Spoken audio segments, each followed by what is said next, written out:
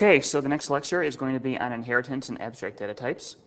Mostly it's going to be inheritance. The abstract data type part will be just a tiny bit near the end of the lecture. This lecture is going to be one in which we finish the C++ discussion we had earlier, or we've been going over for the last few weeks. And so as a result of that, lecture 8, which will be the next one, is going to be starting in on lists, which will be the first of the abstract data types that we discuss. And so by the end of this lecture, the C++ stuff should be clear to you, or at least the introduction of it should be clear. You'll certainly get more introduction to things in section, and you'll use it extensively on MPs designed just for C++. The first 3 MPs will be just C++ workings before we get into anything with the data structures. So that said, it's time to learn what inheritance is.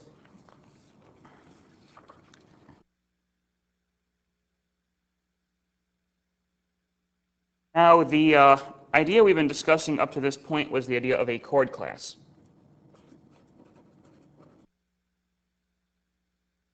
And I'm going to put for a moment here the first one we are discussing before we started doing the big 3. Whoops, let me private double X chord, Y chord, and then we perhaps had public and some print function.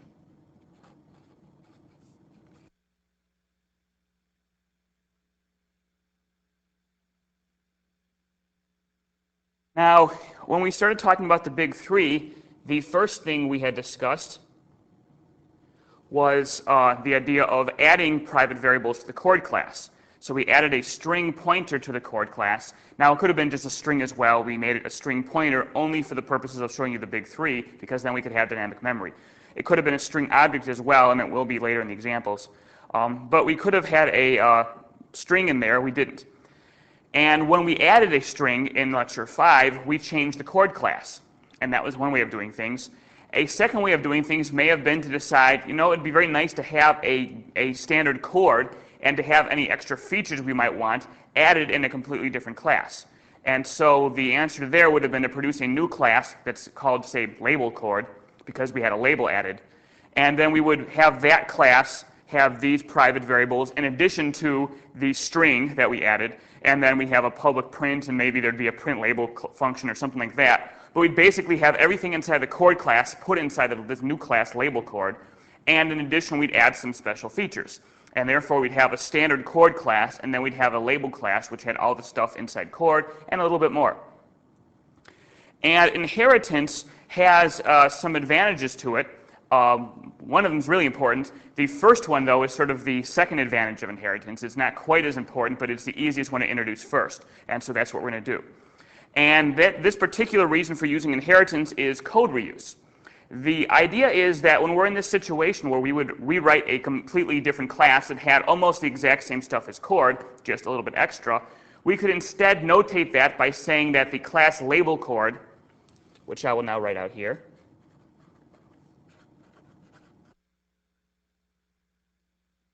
is derived from the class chord. So I'm going to add more to this in a second, but that's how this is for now. That would be the first line of a derived class. This is known as a derived class, and this is known as a base class. These ideas are the analogies to superclass and subclass in Java. In Java, what was called a superclass is called a base class in C++, and what was called a subclass in Java is called a derived class in C++. The ideas are exactly the same. The two languages just happen to use slightly different terminology. I will probably be using the different terminology liberally, simply because once you start dealing extensively in both languages, you tend to kind of sweep back and forth between the terms. I'll say method sometimes when I mean function, and likewise I'll sometimes say superclass when I mean base class, and I'll say subclass when I mean derived class. Don't worry about it, just go with the flow. I end up doing the same thing in my 125 class where I use the C++ terms instead of the Java terms, but I similarly warn them, these are the other terms in the other language, and sometimes I'll accidentally use the one language's term when I mean the other. But just so you don't get confused, those are the analogies. So if you ever hear me say method or superclass or subclass, I mean function or base or derived class, respectively. So now the idea here is that what we're going to do with the label chord class is to simply notate what parts of it are new. The old parts, the chord parts, we've already gotten from this :public, which is basically the equivalent in Java of the word extends. In Java, we would say label chord extends chord. Here we say label chord :public chord. Now that public could have been something different as well, but we're not going to worry about that for now. So for the moment, assume it'll always be : and then the word public. And those two things together are the equivalent of the Java extends word, which means everything inside the chord class is now automatically a part of the label chord class. It has the two pieces of data, X chord and Y chord, and it has this print function, and we didn't have to explicitly write them out. So there we have this idea of code reuse. We've got code put into our label chord without having to have typed it out. It's just there by virtue of saying that, oh, we're deriving this from chord. So include everything from chord already. In addition, whatever new things we want to add are added as well. So I can have that private string called my label, and maybe I have a public function called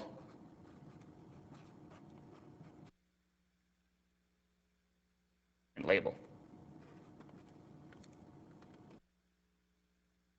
And so that would be our class. The idea here then is that when we create label chord objects, what we're going to be able to do is call chord functions off of them. The reason being that, as I said earlier, any functions inside chord are automatically included as part of label chord. So as an example,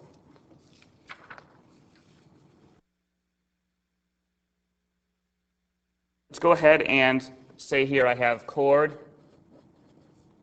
C1, and then label chord LC1.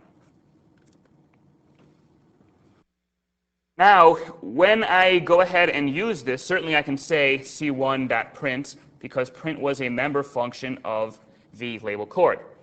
Of chord rather. I can likewise say LC1.print because I have inherited print from the chord class. And so, therefore, what was sitting in the chord class is now also available to us in the label chord class, and so that's a legal access as well. Similarly, I can call label chord functions direct. So I can say lc1.printLabel. This was not inherited from chord, but it was a function we added to the label chord class, and so therefore it's available inside label chord. However, the fourth option is not available to us, and that's why I'll put a comment here. This code would not compile if we took that comment out.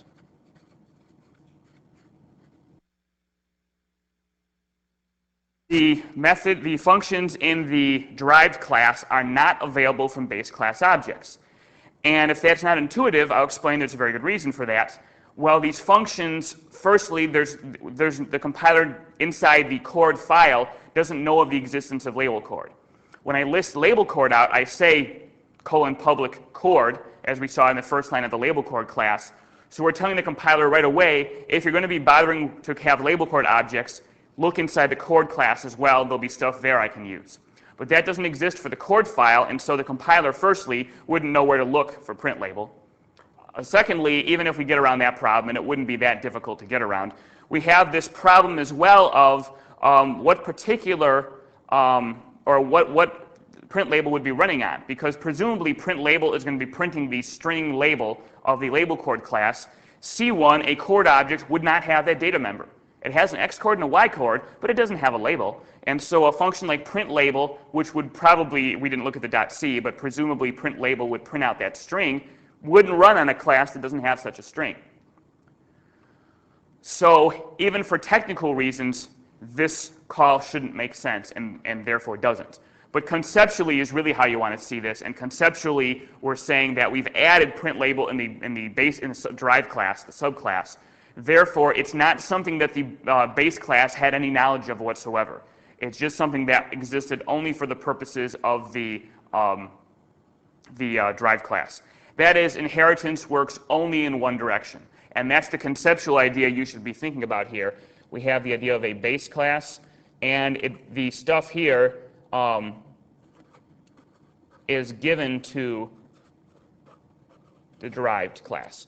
But it doesn't work the other way around, similar to how your parents passed on certain genetic characteristics to you, but you can't pass genetic characteristics back up to your parents. It just doesn't work that way. And inheritance works the same idea in code. So we want to really understand it conceptually as opposed to on technical levels, though certainly the argument can be made technically that the language syntax and certain language features wouldn't make sense if we were allowing base class objects to call derived class functions. So that said, there's another issue I want to mention, and that's this idea of access permissions. When I declare a chord C1, what I have is an object. We've already looked at this. Would take up, say, 4 cells. One of them is an X chord, and one of them is a Y chord. When I have a label chord, LC1, I then get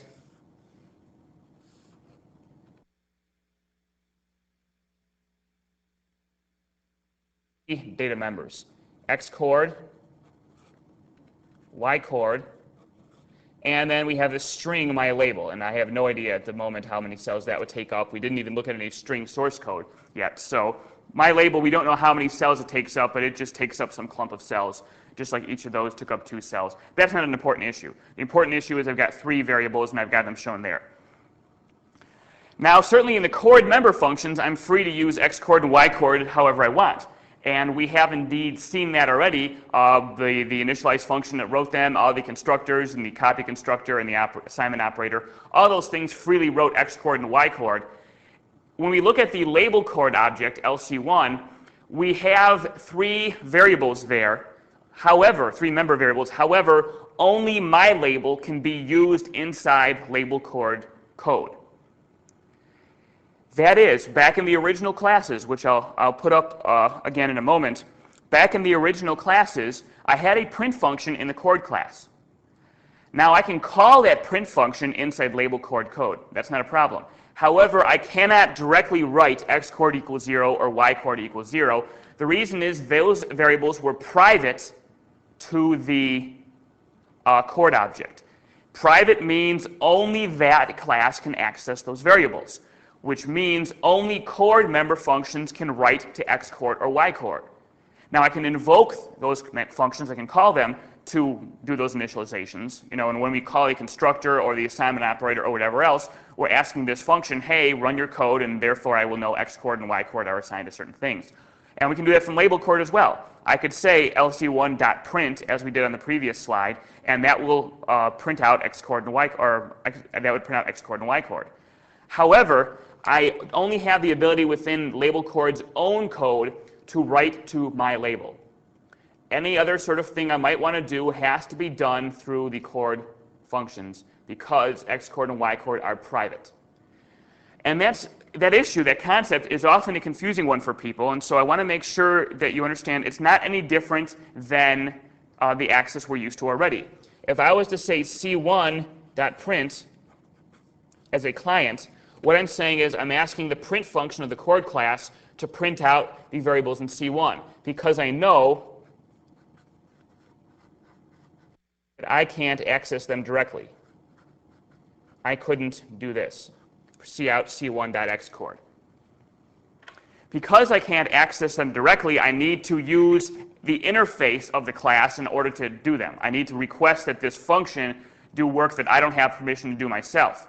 Now, that did never at any point did that restriction mean that X chord and Y chord didn't exist. They were there, the memory cells were given, the memory cells held data, and by using the proper syntax, I could print that data out. The only thing I was restricted from doing is using the variable names directly as a client. That was the idea of private access, that I could not use the variable names directly. The data was there in memory, but I had no way of directly referring to it. I had to go through an interface instead. And that is no different than what we're saying here. We're saying because Xcord and Ycord were private inside the chord class, label chord itself has no way of referring to Xcord and Ycord directly. When we create the object, those memory cells are there. The Xcord data is there, the Ycord data is there. We just have to use other means of writing and reading it rather than using the variable names themselves. Just as with the client, the only thing we're restricted from doing as a derived class is accessing the variable names of private data. We're not restricted from making use of the data itself if there is some other way to do it inside the interface. And there's no difference between those. People sometimes start to think, well, if you can't get to Xcord and Ycord, they're not really there or something like that. The data is there. I will create all this memory when I allocate a label chord object. The only difference is exactly how the label chord member functions can refer to these cells. They can refer to this one freely, my label. They have to get to these through an interface, same as the client. So that's an important similarity to understand. Basically, you're just accessing memory through an interface rather than directly through the name, just like the client did. So don't think there's a difference between those two concepts. Now, that may not be terribly appealing to you. You may think, well, as the derived class, I'd like to think I could have access to those variable names if I wanted it.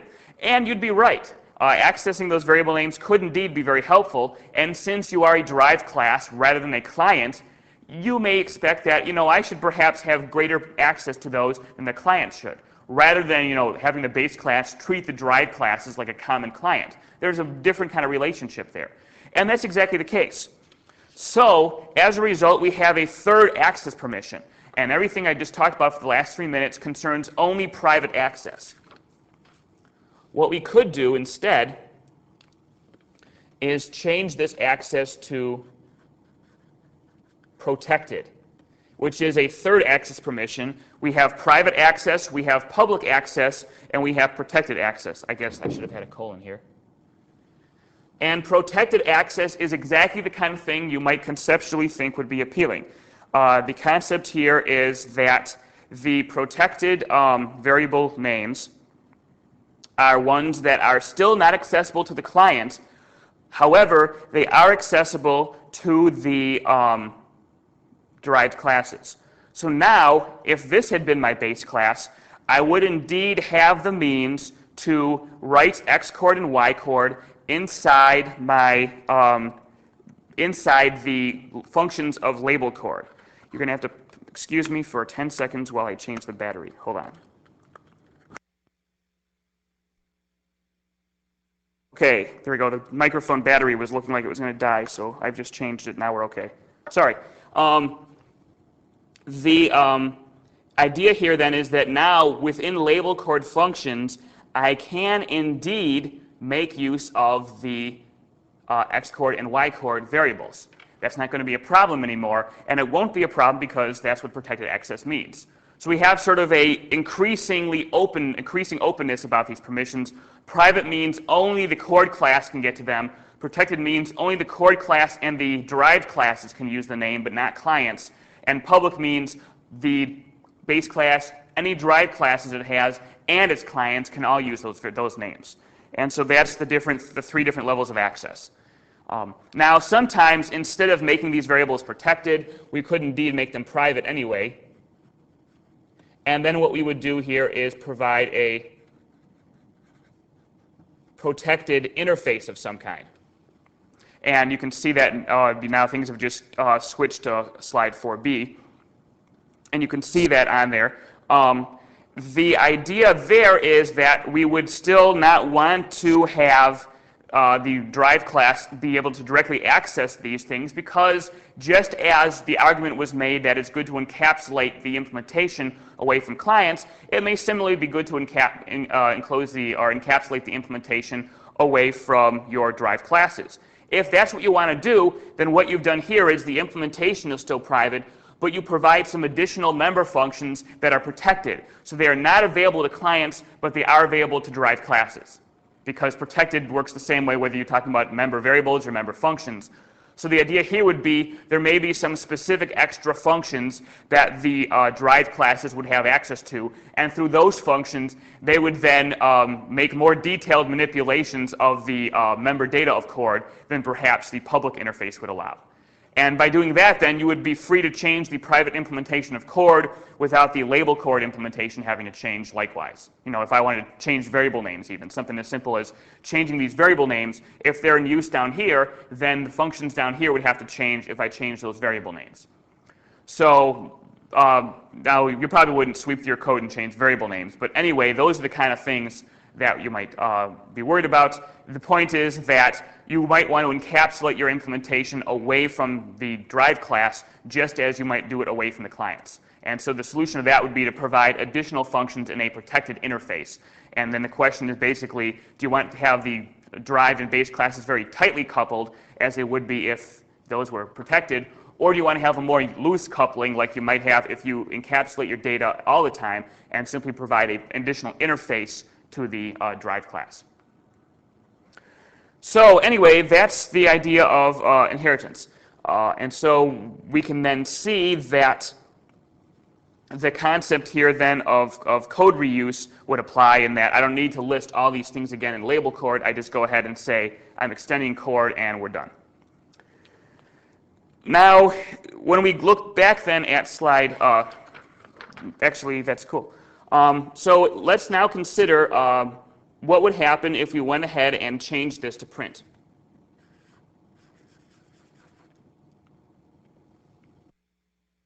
Which is the next slide that you see. The idea here would be that now we've got a print inside Chord and a print inside label Chord. And the question is then, what happens here? And the answer is, if we now can go back to our slide 2 originally, the declarations here, or the declarations and the usage of print here.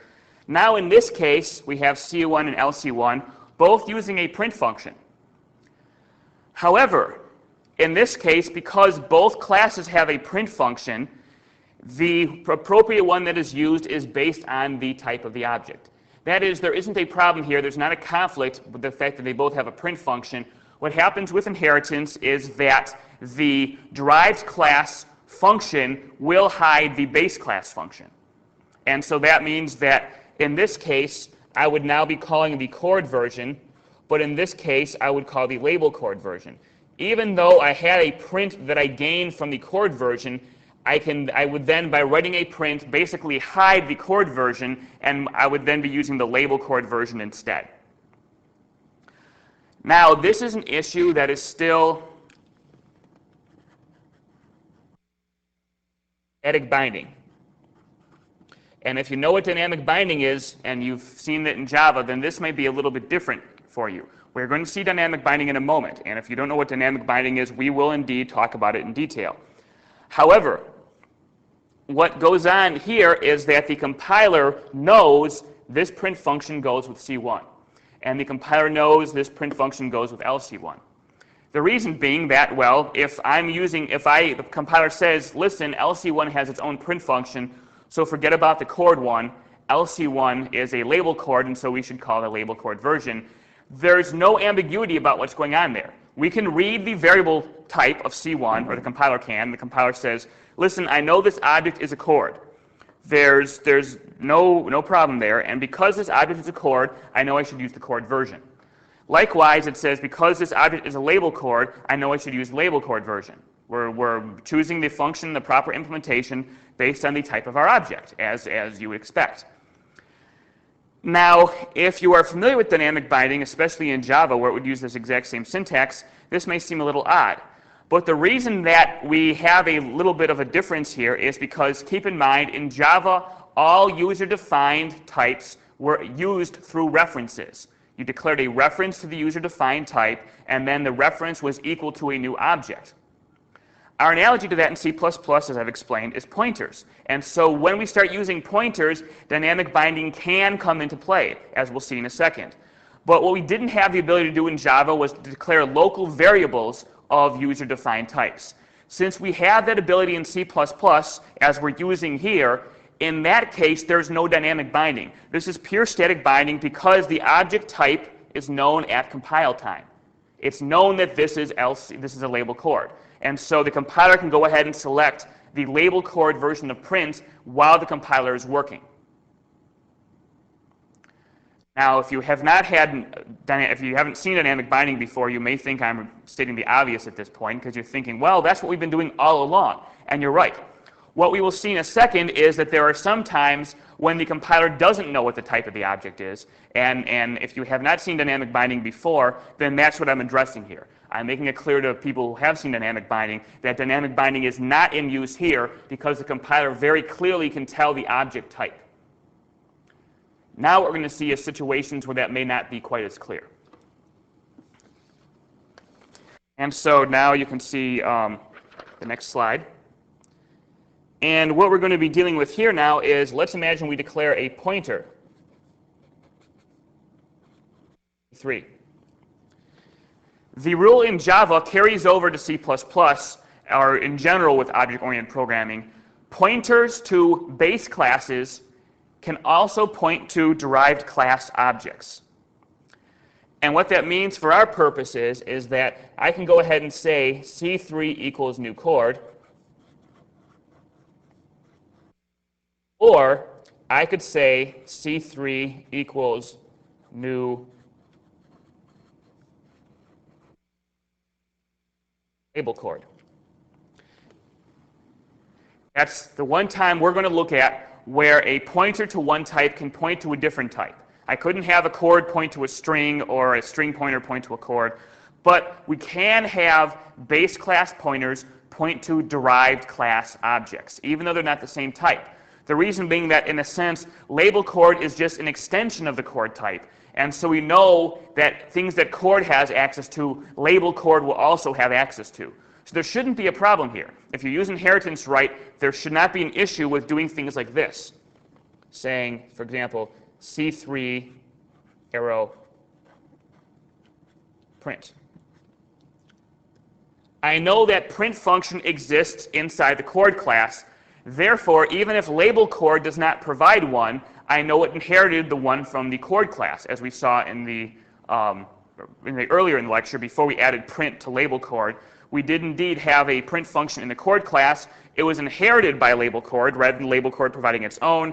And so in any case, whatever C3 happened to point to, that early version of print could work without any trouble. And so that's why this is okay. It's the one instance where things are right, because anything that I have inside chord would also exist inside label chord. And there's a section in the notes. I'm not going to go over in any detail in lecture because I'm assuming it's been hit in the prereq, but you can read over it to refresh your memory or to see those issues if you're not familiar with them. The idea of proper inheritance, which indicates there's an example there with shapes and ellipses, or circles and ellipses.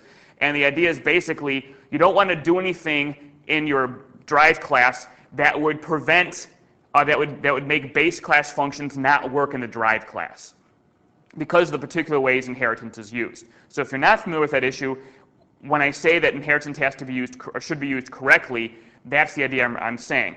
If we're going to do things like this, and I'll elaborate on this in great detail for the next few slides, what we are assuming and requiring in the general case is that anything that was available in the base class in terms of a member function was not then somehow sealed off and made restricted in the derived class. So if print would work on chord objects, we wanted to also work on label chord objects, rather than a derived class saying, oh, wait a minute, the base class provided this, but I won't. The derived class is supposed to be perfectly substitutable for base classes, which means anything the base class can do, the derived class should be able to do as well. Otherwise, you can potentially run into a lot of problems when using inheritance in large-scale software. And so that's elaborated on more in the notes if you haven't seen that before. It's not really going to come into play too much in this class, but it's something to be aware of, and so I encourage you to read through that section. Our bigger focus is going to be on the issue now what happens where we did indeed add print as a function to the label chord class. The question then is, well, which one is called here? And let's actually throw in a more interesting twist. Let's go ahead and say, what if I do this? If x is equal to 0, then you assign C3 to new chord. Otherwise, you assign C3 to a new label chord. And so the question now is, as you look at this, you realize that if, let's say, x is user input, if x is inputted by the user at some point, there is absolutely no way the compiler would ever know what the object is at compile time. It knows you've got a chord pointer C3. What it does not know is what object that C3 points to, because perhaps it points to a chord if the user inputs 0, perhaps it points to a label chord if the user inputs something other than 0. But there is no way for the compiler to know, when you first compile the code, what the user is going to type in as input for x when the program runs later on. It would be impossible to know that inside the compilation procedure. So therefore, the compiler, when it tries to compile this line, has absolutely no idea what object C3 points to. Or specifically, it doesn't know the type of the object C3 points to. It knows C3 is a chord pointer. We've made that clear up here. But it does not know what object type C3 points to. And so the question then is, exactly what happens here? How does the compiler choose what version of print to use? And if you said the compiler, if you're familiar with dynamic binding, and you said the compiler isn't the one that chooses the definition of print, then you would be wrong. Yes, you would be wrong. And that may come as a surprise. For those of you who don't know dynamic binding, then no problem. But those of you who have seen it before, this may come as a bit of a surprise, because you may think to yourself, I thought the idea was that the runtime environment decided the actual definition of the print function here. And yes, it can. In Java, it did, because Java was designed to be an object-oriented language, and so when you had references to objects, then the dynamic binding was automatic. C++, however, is a language designed to support many different kinds of many different kind of styles of programming, object-oriented programming being one of them, but other types of programming style as well.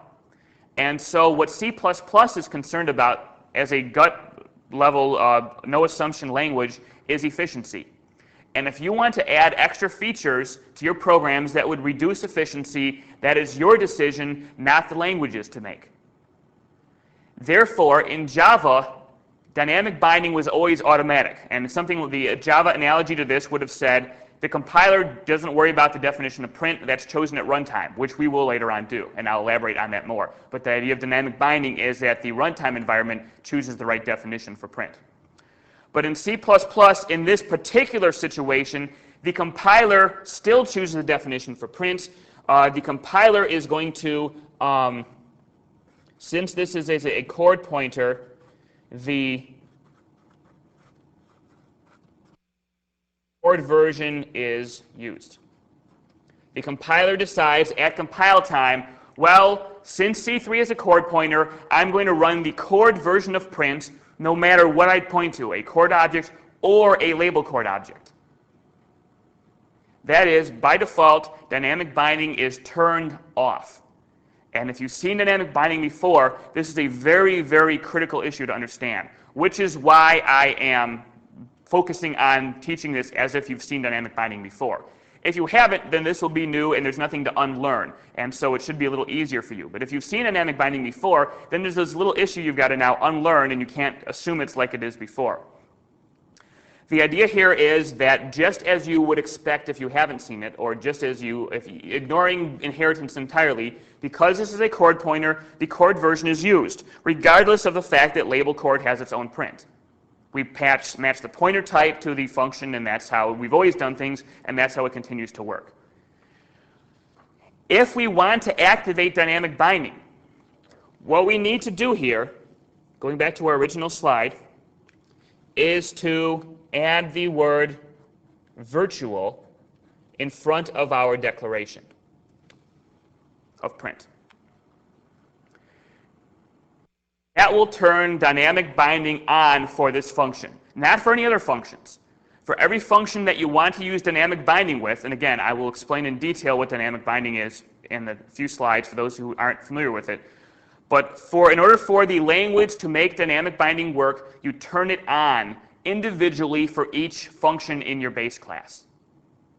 In Java, you had dynamic binding automatically activated. There was syntax to turn it off if you wanted, but the idea was that we'll assume it's automatically on. C++ assumes it's off, and there's special syntax to turn it on, unlike Java, where there was instead special syntax to turn it off that you may or may not have even learned when you studied Java. So the reason being that dynamic binding requires a little bit more work behind the scenes. There has to be certain choices made and such. The runtime environment needs to do more work, and so the default in C++ is to say, I don't want the runtime environment to do any extra work, so we decide at compile time, based on your pointer type, C3 arrow print, well, C3 is a chord pointer, so therefore use the chord version. And the compiler can decide that, and there's no extra work that needs to be done at runtime, which makes your function, your program run faster. It's not a big time hit when you do something like this, but it will be a tiny time hit. And so the C++ language says that you have to formally make the decision to do that by putting virtual in front of your function declaration. That will, for the print function in this hierarchy, activate dynamic binding, which means this is now virtual as well. This is now no longer hiding the version of print. We said before that it was hiding the version of print. We still could have gotten to the chord version of print from a label chord object. Things are just a little more complicated. Here, now, this version for label chord objects, this version of print no longer exists at all. Without virtual, there was syntax we could have used from label chord objects to call the print version. Now, basically, the print version, anytime we have a label chord object as a client, this label chord object is going to be used. Well, anyway, don't worry too much about that idea. The goal here is, like we saw, the syntax that we just looked at would call the chord in all cases. Now that same syntax is going to call the label chord function. And the reason is that by making it virtual, what we have told the runtime environment to do is to go ahead and make the decision on its own to bind the function definition to the object type.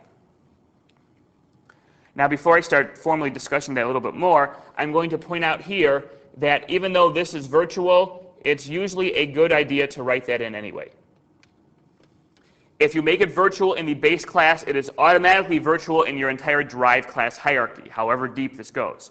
However, it's usually a good idea to write virtual in front of every print declaration, simply because that way it's sort of a form of documentation. If you're looking at label chord, you know it's virtual. You know exactly what rules to expect. You don't have to then look back at the original source code of chord to know that it's going to be virtual. And so that's an advantage. I think I would very strongly encourage that as a documentation tool to go ahead and indicate this is virtual, even though the language already knows it's virtual because of the chord there. The other thing to mention is that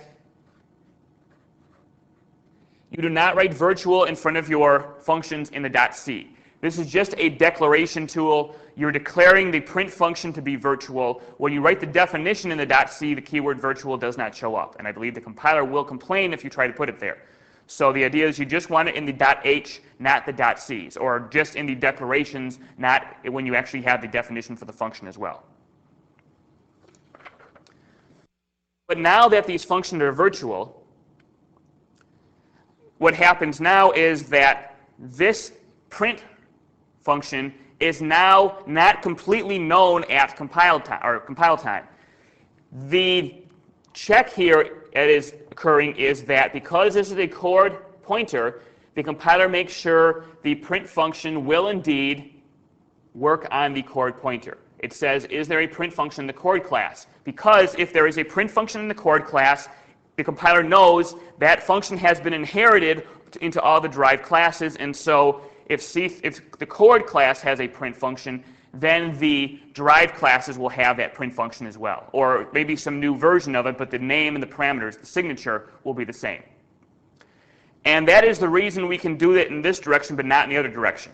We can have base class pointers point to derived class objects, but we cannot have derived class objects point to, or derived class pointers point to base class objects and to call base class functions off of them.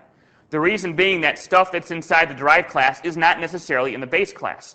So that doesn't work that way in reverse. But we know that anything that's in the base class would indeed be in the derived class.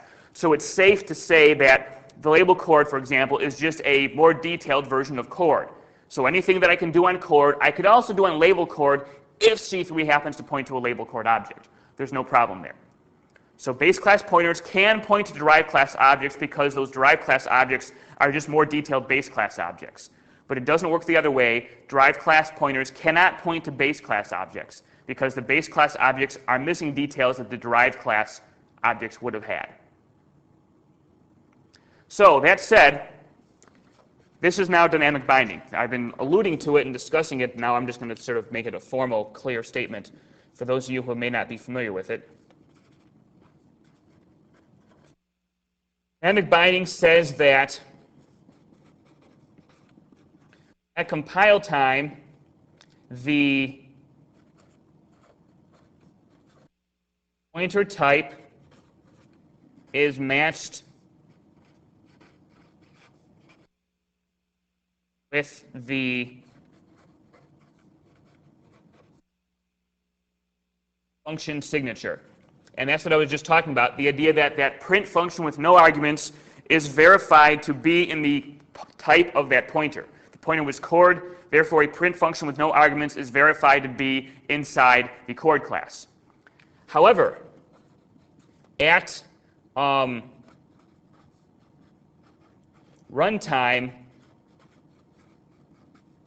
the object type is matched with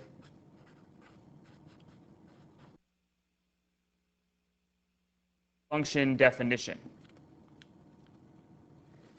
That is the idea of the dynamic binding. The term binding is referring to matching function definition with function signature when the compiler does that.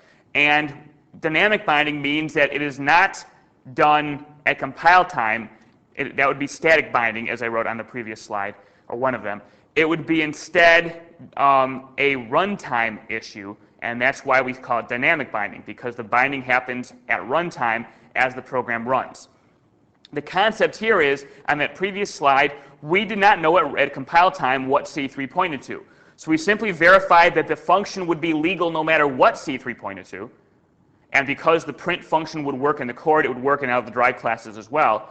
So we verified at compile time by matching the function signature to the pointer type that that line of code would indeed be okay. We don't know what it does yet, but we know it'll do something, it will work, it will be legal no matter what happens. That's all the compiler is concerned about, is making sure that that works okay. Then at runtime, the compiler says, now that let me look at what C3 actually points to, figure out the type of that object, and based on the type of that object, I will then use the appropriate function definition. If I had entered 0 and C3 then was pointing to a new chord, then I would use the chord version of print. If the user had entered something not 0 and so C3 had pointed to a new label chord, then we would use the label chord version of print. And that is the idea of dynamic binding. It says that we will, by making these functions virtual, what we will then do is tell the compiler to not match the function definition to the function signature until runtime, and to base that decision on the type of the object the pointer points to rather than the type of the pointer itself. And you may ask, why would we do that? Well, I'm going to now go over that very shortly. But that's the concept of dynamic binding. So in that first slide, when I said when things aren't virtual, or actually let's go back one more slide, when we simply had the objects themselves, c1.print, lc1.print, there was no ambiguity at compile time about what these objects were. We knew lc1 was a label chord, we knew c1 was a chord. So there's no dynamic binding there. Then once I moved to the slide where I had, before I did things, wrote virtual on the slide, at that point I'm saying C3 arrow chord, and indeed we don't know what C3 points to, but we said at that point I don't care. Because I don't want to take the extra time to be figuring out types, and I don't want to take the extra time to be figuring out, what definition goes with that type. So I'll just always go ahead and use the chord version, and so again, that was static binding. And then when I made the function virtual, that's the signal to turn dynamic binding on. So in order for dynamic binding to be what we're using, it requires firstly that there's some ambiguity about the object type, which means we have to be using pointers to objects rather than objects themselves. If we're using local objects with names, then there's no ambiguity because the type has already been illustrated in the declaration of that variable name. However, when we are using pointers, then the pointer type is known, but the object type it points to could be unknown. And so we first require that there's some ambiguity about the object type.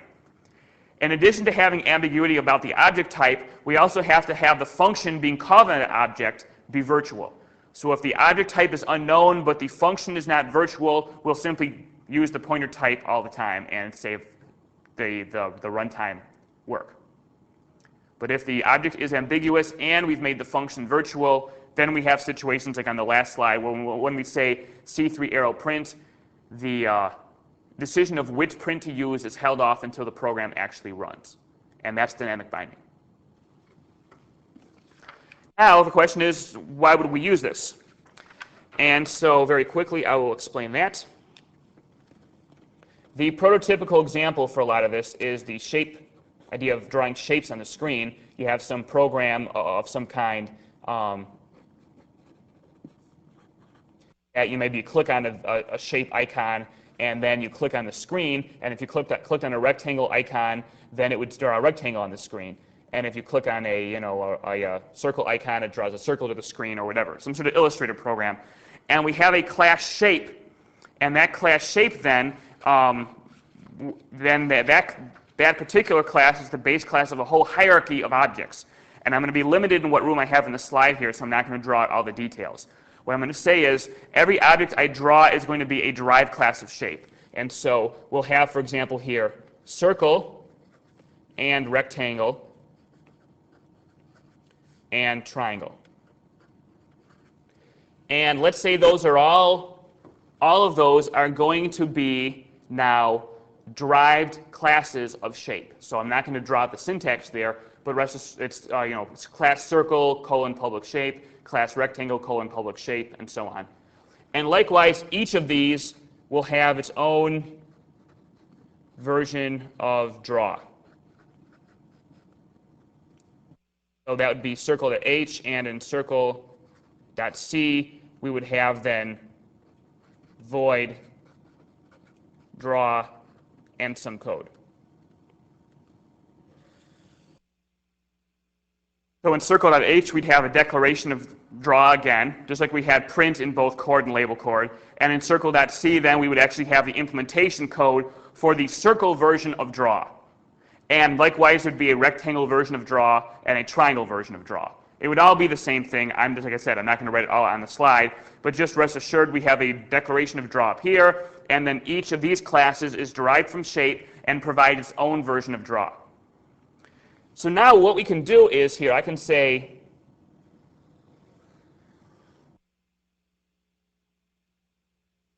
a pointer x10. And what that gives me is an array x of 10 different shapes. Now they're all shape pointers now. I can then have some kind of code. There'd be some sort of, I'm just going to write ALLOC here.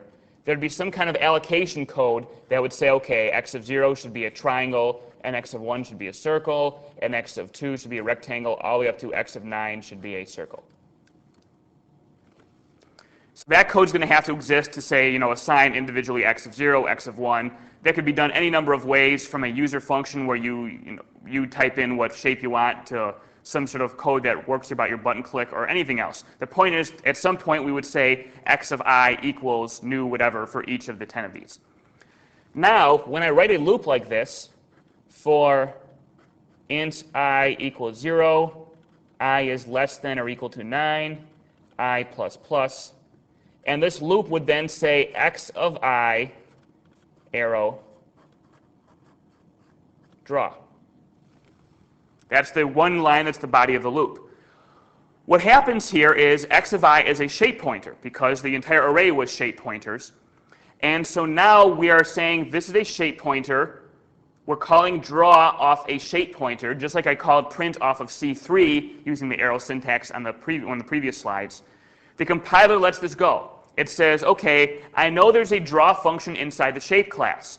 Therefore, it is okay to call a draw function off a shape pointer. If that shape pointer happens to point to a circle or a rectangle or a triangle rather than a shape object, no problem. Because those are all derived classes of shape, I know draw will work on them just like it will work on shape objects. So I don't care what the shape pointer points to, I know calling a draw function off what that object is will be okay. Whether the shape pointer points to a shape object and we're calling draw on that, or whether it points to a circle or a rectangle or a triangle object and we're calling draw on that. So even though the compiler doesn't know what is going on, it knows that whatever is going on will be okay. And that's what the compiler verifies, that this line will be legal in all circumstances. Now, firstly, that's a nice thing. We can have code like this all over our program to draw the shapes or to print out their perimeters or their areas or whatever other virtual functions we have inside shape. And these loops can just pass over an array of 10 shape pointers, call draw on every one of them, and we don't need to worry about, well, wait, x of 0 is a triangle, so do some triangle stuff. X of 1 is a circle, do some circle stuff. We don't care about any of that. We simply say that, well, I know it's a shape, so I can call shape functions. And the idea then would be most of our code would be written in terms of the very general shape class. Rather than taking advantage of specific circle or rectangle or whatever features, we'd simply say, these are the things that shapes do. And then the individual kinds of shapes would provide specific versions of those, but we would write our code in terms of the general capabilities of a shape in general. And that would be the idea then. So then most of any code we wrote in that style would then work no matter what x of I pointed to. So here's the nifty thing now. That's I think, cool enough. But say we come out with version 2 of our software now, and the users have been clamoring for octagon support in our Illustrator program. And so finally we caved into the users and we added octagon support. So now maybe x of 9 turned out to be an octagon instead. And we'd have to change the allocation code to do that. Whatever particular, when we add octagons to our little menu bar and click on the octagon, whatever's going on there, but the specific allocation code would need to be changed. But the allocation code would presumably be some function that's only written once. But there'd be all sorts of other places where we would have little loops like this to call draw on our entire array, or call whatever on the entire array. So those would be areas where we would need to potentially rewrite code.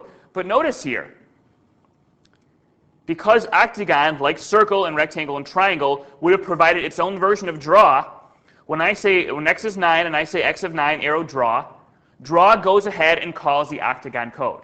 That is, compiler lets this line pass, and then when we compile octagon with the code, at runtime, this version of draw, this line, this method signature draw, which I had written in version 1.0 of my software, is now going to call the octagon draw implementation, which I just added now in version 2. Just like this line was verified by the compiler, but at runtime it was decided whether I use circles or rectangles or triangles implementation of draw, or perhaps shapes itself.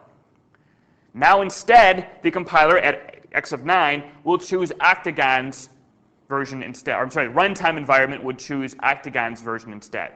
The compiler still lets that line go because, hey, draws inside shape, therefore every class in the shape hierarchy has a draw function.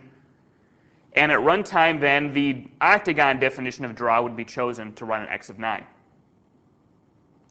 Never mind the fact that that particular line of code was written before octagon was even conceived.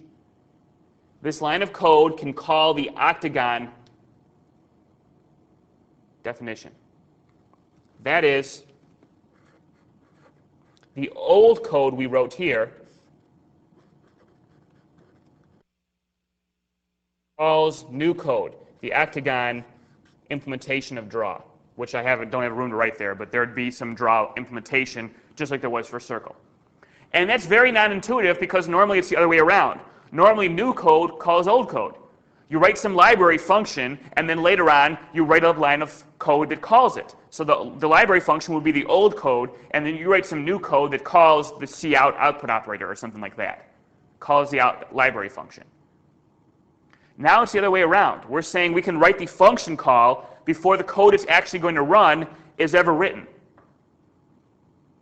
And the reason being that dynamic binding allows a single function call to work on a number of different function definitions.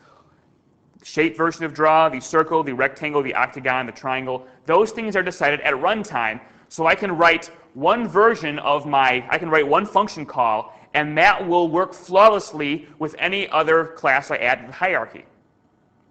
And the power there then is that this loop didn't need to be changed. And there'd be code like this all over the program, but it all works flawlessly with the new class without anything needing to be changed. And that's the power of object-oriented programming and why dynamic binding is so important. The idea here is then that because the definitions are bound to this function call, we can write our code in terms of general function calls and then let the runtime environment decide what definitions are run. But of course, as different definitions get run, the program does different things. And so therefore, integrating support for new features is simply a matter of plugging in a new class that supports the same old function calls as everyone else. And then if we happen to point to one of those objects, then the same old code that was calling circle or rectangle or triangle draw will now call octagon draw without any problem. So that means adding new features to the class is a lot easier than it may have been if we had to go and change all this code to add octagon support to it. And that's where object-oriented programming tends to be very helpful. Is one of the areas where it tends to be helpful is in allowing us to design programs in a very general manner like this. Now there's one last thing to mention, and that's the idea of pure virtual functions. You might think to yourself, how do you draw a shape? I mean, if I tell you circle or rectangle or triangle, I know how to draw those. That's not a problem. But if I just tell you, draw a shape on the board, you're going to wonder, well, which one do you want me to draw? If I say generic shape, what is a generic shape? How do you draw it? What's the perimeter of a generic shape? What's the area of a generic shape? These are all concepts, area, perimeter, and such, I can define correctly once I know what shape I'm dealing with. But if I don't know what shape I'm dealing with, I don't necessarily have that capability built into my shape class. I may not know, and certainly with dealing with shape, I don't know. What do I do when I want to draw a shape or find the area of a shape? So one thing we might say is, well, let's just, in our implementation, have an empty draw. Open and close braces, an empty draw an empty draw function in the .c. Therefore, it doesn't do anything. We don't build any implementation into the class. We simply say this implementation is empty. But we may like the idea of saying if you click on shape in the little menu bar, it actually creates a shape when you draw it on the screen. We don't want this function just to be empty and do nothing. So the conflict we have here is that I want this name, I want this function declaration in the shape class so that this code will work, so that every class in the hierarchy is forced to have a draw function. But I don't really have any concept of what the definition should be. And this is similar to a problem where the house, if you're going to build a house, you're an architect of a house, your company may give the user a choice of kitchens. And so you have this blueprint. You can't really complete the blueprint because you don't know what version of house or what version of kitchen the people buying the house might want. So as you draw the blueprint, you almost have this big empty gap where you're going to put the kitchen floor plan until the people you're designing the house for pick out which style of kitchen they prefer. Does that mean you're going to leave no room in the blueprint for a kitchen? No, it does not. It means you will leave a hole in the blueprint and fill in the kitchen definition later. But you do need to leave space for the kitchen. If you make a smaller house and say, I don't know what kitchen you want yet, well, then you're kind of out of luck because trying to stick in kitchen plans later on will be a pain because you didn't leave any room in your blueprint. We can do the same thing with classes. We can leave a hole in the shape definition where I say the draw definition will go here, but I don't know what it is yet. I'm not going to bother with it. I'll let the derived classes decide that. And the way we do that is by saying here, forget the semicolon, we'll say here equals 0 and then have a semicolon. Virtual void draw equals 0 and a semicolon there. And that then is a pure virtual function.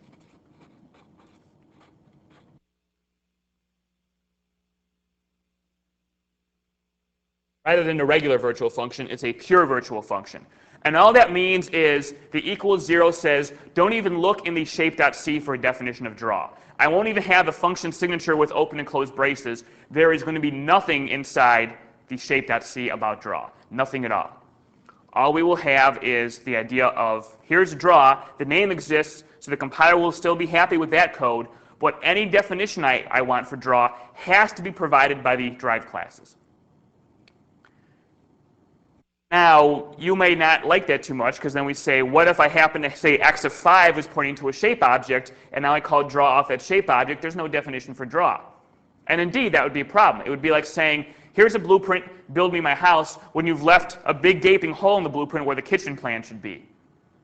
You couldn't build that house until the blueprint was completed by adding kitchen plans, and likewise, you can't allocate an object until its blueprint is completed by adding a draw definition.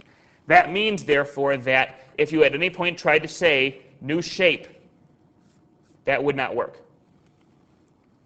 The pure virtual function is the equivalent in C++ of the abstract method in Java.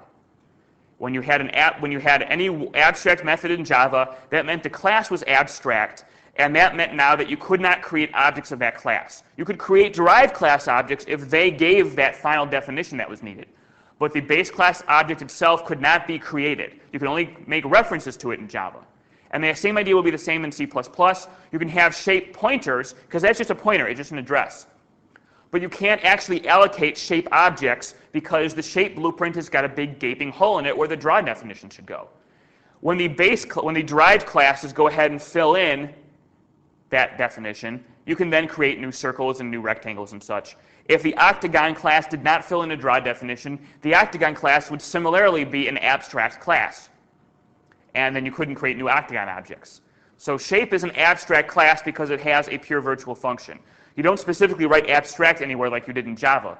You just leave it like this. But any class that has even one pure virtual function is an abstract class. And so therefore, when it's an abstract class, it has the name, but no definition for that function name. You simply then provide the definitions later on, which means I don't need to fret over what a draw shape function should do or a area or perimeter function for shape should do. I simply provide the names as pure virtual functions and let the derived classes figure it out. And the only concession I make then in return is that I won't actually create new shape objects. But that's not a problem. We don't know, what's the point of creating a shape object when it has no function information anyway? All we really want is circles and rectangles and whatever, not generic shapes. So there's your trade-off there. You can't create new shape objects anymore, but you don't have to provide then the definitions. You can rest alone with just the declarations. And that's it for inheritance then. Those are sort of the key points, the ideas of the code reuse itself, and then with virtual functions we add a facility for dynamic binding, and we then have also the idea of pure virtual functions as well, which allow us to still use dynamic binding, but we don't need to fret about having a definition for our function in the base class itself. The other thing we need to talk about, and this is only about 5 minutes, I just want to simply introduce the concept of an abstract data type, and then in the next lecture we'll start dealing with it extensively. So I have here,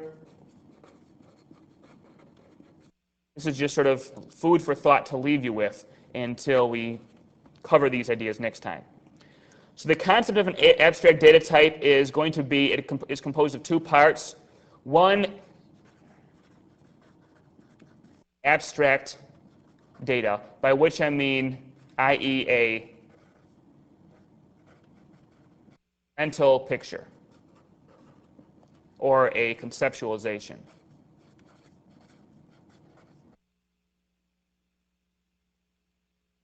A mental picture or conceptualization. So we're not talking here when we talk about an abstract data type of actual literal code. The abstract data type is a mathematical construction or a conceptualization of what our type should do. And so firstly, we have this picture in our minds of what the data is.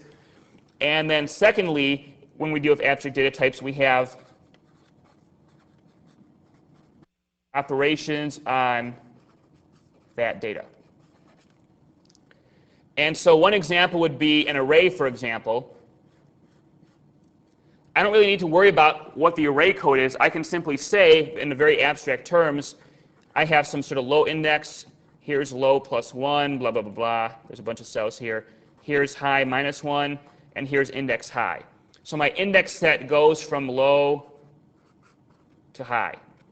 Now once we have real code, the C++ arrays, of course, and Java arrays need to have the index low be 0 rather than -2 or 7. But in terms of the abstract conceptualization of array, we simply have an array with a number of integers, consecutive integers, that define the index set, from some low index to some high index. And then the kind of operations we might do would be then various things that access for reading or writing the particular cells associated with our index set. So our abstract data would be a mapping of numbers in a set of consecutive integers to particular cells that hold values. And then the operations would be things like read the value in a certain cell at a certain index, write that value, upgrade it by 2, whatever other operations we might have. And so that's a very abstract view of arrays on paper. Then we actually turn to our code and implement that kind of idea. And you'll see then in your second discussion section, Adam's second video, what ideas are involved in writing an array class which will wrap around a C++ array and will provide these abstract features. We'll be able to treat as a class an array that has an arbitrary low index. And then, of course, a bunch of consecutive integers up to some arbitrary high index. So we could have an array that goes from 4 to 7, 4, 5, 6, and 7. And the idea then is, by dealing first with the concept on paper, we can then go ahead and code that idea up. And Adam will be talking about that a little bit more.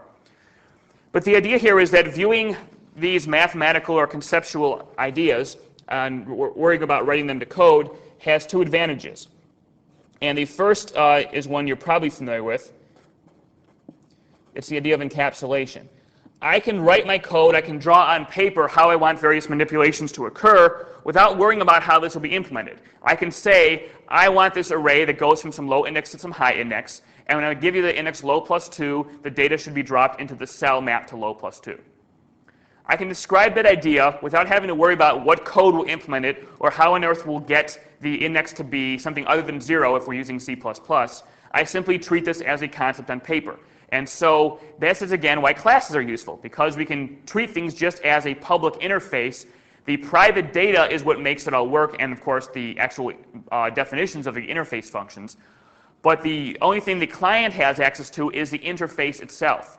So that's why that set of operations is helpful, point 2 on the last slide. That's our interface. And we say you use this class through the interface, and you write your code using the interface functions. How these interface functions are actually made to work behind the scenes is something you don't have access to and don't care about. But that's good because it allows us to focus just on the conceptualization of our data and not how it's actually implemented in the language. And that's what the interface of a class is meant to be, is to provide you that conceptual view of the data. Rather than forcing you to worry about exactly how it's detailed behind the scenes, the interface is a conceptual view of things. You have some, 2 coordinates, and they can be printed and changed and whatever. The second use is as a tool for abstraction, and this will be very helpful for us. Consider things like a network of computers, or water pipes, or a map. All these ideas involve areas where you have, water flows through pipes, you can drive on maps, you have network cables, and you have connections between these different sets of items. However that all works. So you can imagine some bunch of water pipes all connected in that way to bring water to your home, or a computer network where the 4 dots are computers, or this is a map where the 4 dots are cities. These are all similar ideas. And if I wrote a class to implement a graph, which you're presumably at least familiar with what a graph is, from a CS225 or some kind of math course, or even, you've dealt with graphs in your life before. But you have some sort of graph here where you have different vertices and then edges where those vertices meet, or different vertices and then edges that meet at those vertices, some sort of nodes and then lines that meet at those nodes. The idea then is if we write a class, a graph class, that supports the addition of nodes or vertices and edges and connection of edges to particular vertices and traversal around it, that kind of structure, modeling a generic abstract graph, would then be very nice in terms of being able to implement a network or a simulation or a water pipe simulation or a map these are common features, but we say we don't really care what the application is. We simply care about having the tools to deal with various connection nodes and the edges between them, and how they relate and how you can travel from one edge to the other through these other edges at connection nodes and things like that. It's a very abstract concept that will serve us well in all three of those kinds of applications. So we would write a graph class, deal with the notion of a graph in the abstract, and then can apply it to different details. And so that will be the focus of the class starting in the next lecture. We will have the idea of writing classes to have an interface that provides a conceptual view and an implementation that simply then allows us to make the interface work. And these concepts we talk about will be very abstract ones that we can then tie into any application we need. I imagine I've probably talked a little bit more than 50 minutes in this lecture, but hopefully you find it of use. And that's it. See you in lecture 8 when we start talking about linked lists, or lists in general, the list abstract data type. See you then.